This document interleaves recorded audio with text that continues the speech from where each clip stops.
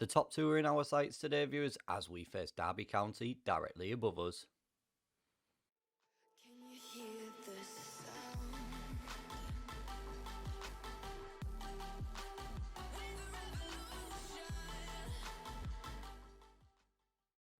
Things have been going pretty well then since we last met against Rotherham, viewers. After that, we won 3-0 at home against Cheltenham Town, with goals coming from McLaughlin and Nightingale both getting on the end of corner for headed goals, with Tevez coming off the pitch and literally scoring a penalty with his first touch. Then we lost in the Papa John's Trophy, probably not the worst thing in the world to be honest with you. We're out of it, means less game time, means less injuries, less fitness problems, you would think, as we lost 4-1 on penalties with Morris and Hunt missing for us after a 0-0 draw. We then progressed through to the third round of the FA Cup after beating Eastleigh 4-1 comfortably, with goals coming from Jerome Sinclair, a Dale Taylor brace and Sean McLaughlin, and then they scored in the 93rd minute for a consolation. And then back on home turf, we beat Bolton 2-0 with goals coming from Jerome Sinclair and Otter scoring with a minute to go to round off a very good victory at the Peninsula Stadium. Those results see us currently in 4th position then, joint on 37 points with today's opponents Derby, and we are now just 5 points away from Rotherham, who are occupying that last automatic place. So a couple of wins over the next few games would go down really, really well for us. Fingers crossed we can get that done and underway with Derby. We've got a new winger to show you as well, viewers, so let's go meet the new man. Here he is then, Nathan Holland, 24 years old. He signed on a free transfer, being released in the summer from West Ham where he made 2 appearances, has been on loan at Oxford as well, previously scoring 5 goals in 39 appearances. 24 years of age, can play on that left or right hand side of the attacking 3 and in behind the striker, but I think a position that we were looking to improve in for £2,000 a week on an 18-month deal, Nathan looks a really, really good deal for us. Potentially a 4.5-star player, currently 3.5-star. Good pace and acceleration, can cross the ball, can dribble with it, got good first touch. Mentally could be a little bit stronger, but I think technically it looks very, very good to match those physicals. So I think Nathan is a very good acquisition here and very cheap on £2,000 a week. He has made just 1 appearance from the bench so far, getting a 6.7. I was saying that because we've gone out the Papa John's Trophy, we should have less injury worries. That's not exactly true. We are in the physio room, and you can see the current injuries we've got. We've got Liam Shepherd, who's just fractured his lower arm. He's now out till January. Alex Hunt has pulled his calf muscle. He's out for another week or so. Conor McKelney's got a big injury. He's out till at least February now with a hip injury. Marcelo Mele is out for another week or so with a pulled calf. And Regan Slater has almost recovered from some sprained knee ligament and is out for another couple of days, so will miss today's game against Derby. But as I said, we were looking and hoping that injuries would reduce. However, they have actually increased with some big ones in there for both McKelney, Shepherd, and it's not looking brilliant at the moment, because especially Shepherd is quite a key player for us. Hopefully, though, we've got enough to cover us. But the McKelney injury sort of made our move into using Holland and getting him in the building as well. But without any further ado, let's go have a look at the starting 11 for this game against Derby. So we play with a very changed starting 11 today. We've got Norris in goal, a back four of Teray, McLaughlin, Burns, and Matty Lund comes in at right back. In the defensive midfield, we're playing Will Nightingale. In front of him are Josh Morris and Romeo Lava. On the left is Josh McPake. Holland makes his full debut on the right-hand side, and Dale Taylor leads the line for us. Few fitness issues coming up. McPake could do with the rest. Henderson on the bench. I mean, he's going to retire as well, as is Carlos Tevez as well, by the way.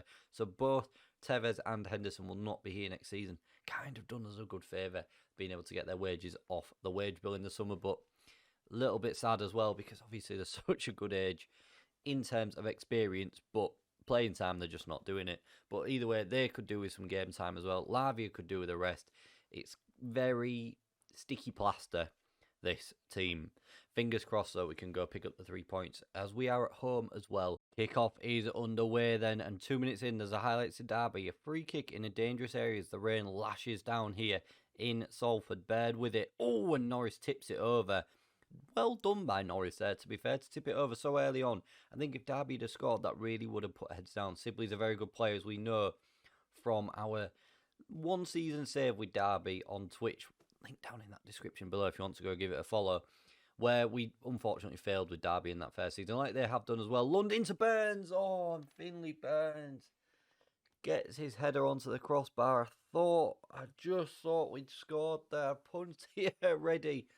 I just thought we'd done it to Ray with a long throw in. Oh my word, it's like a bullet looking for Holland, and I thought he was going to get fouled. He didn't.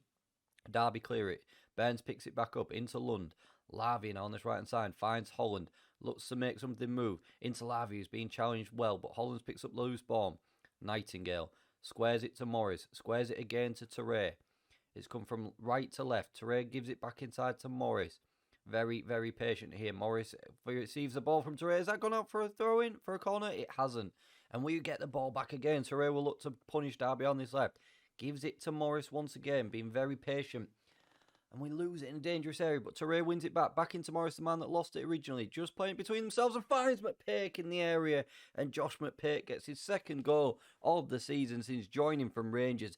And we go 1-0 up inside 19 minutes.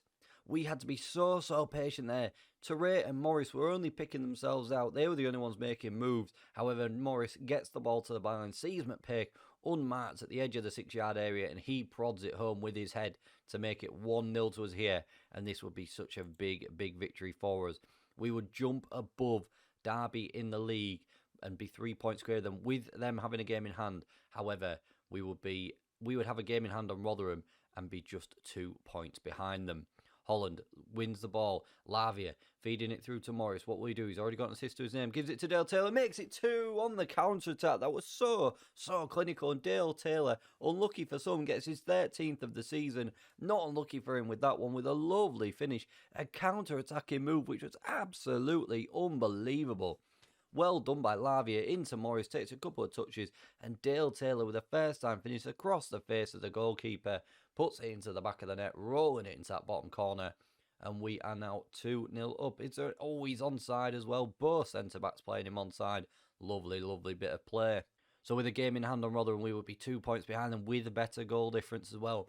If we'd have just beaten them, we would have been ahead of them in this league. But going in 2-0 up at half-time against Derby is very good. We have looked solid in that first half. We pumped the fist, told the boys were going well, but they are capable of even more. I think there is more to come from these boys here. I think we can certainly cause an upset today, because this would be an upset. Derby are a big team. There's no bones about it. Derby are a really big team.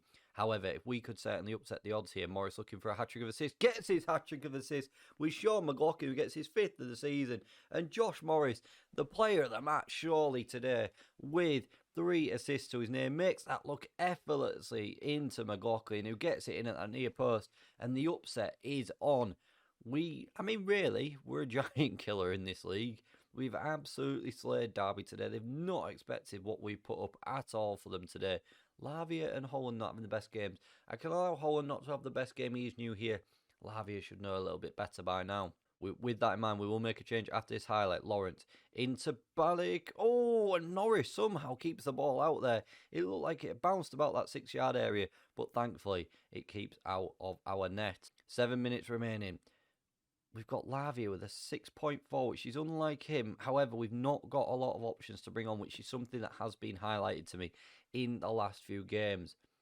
We'll bring Carlos Tevez. Carlos Tevez comes on. Nathan Holland as well. We'll bring him off. We'll bring Thomas Asante on. Make the 2 subs to run the clock down. I think even though Tevez is in the middle of the park as a ball-winning midfielder, he will say, we won't concede 3. We're not even going to see another highlight. We've actually won 3-0 here against Derby County. We have blown them away, and Josh Morris didn't get man of the match. It was actually Sean McLaughlin. Josh Morris at 8.6, McLaughlin 8.7. If I was Josh Morris, I'd be feeling very aggrieved. But a comfortable home victory, 9 shots, 5 on target with 55% of the possession, and we win 3-0. Outstretch the arms, tell the boys that was a good win, and that's all we can say to them. A fantastic result once again for us, and we move up to 3rd in the table now, just 2 points behind Rotherham with a game in hand. We're 3 points behind Rotherham. They got a late goal. They did. They were losing at one point. They scored in the 80th minute to draw after being 2-0 down. Could have done with Shrewsbury doing us a favour there, but they gained a point. But still, we've got a game in hand on them. 3 points behind them, but we've got superior goal difference as well now. I think what we'll do is then we will come back for the Sheffield Wednesday game. Another big team in this league, not really showing it this season mid-table, but I think this gives us an opportunity to get the rest of the busy festive period over and done with, where we've got a lot of games in a short space of time. get into January as well and see how we are looking come mid-January. But if you have enjoyed that, viewers, please don't forget to smash that like button for me, share the video around, and subscribe to the channel for more content. Thank you very much for watching, and I'll see you again for more next time.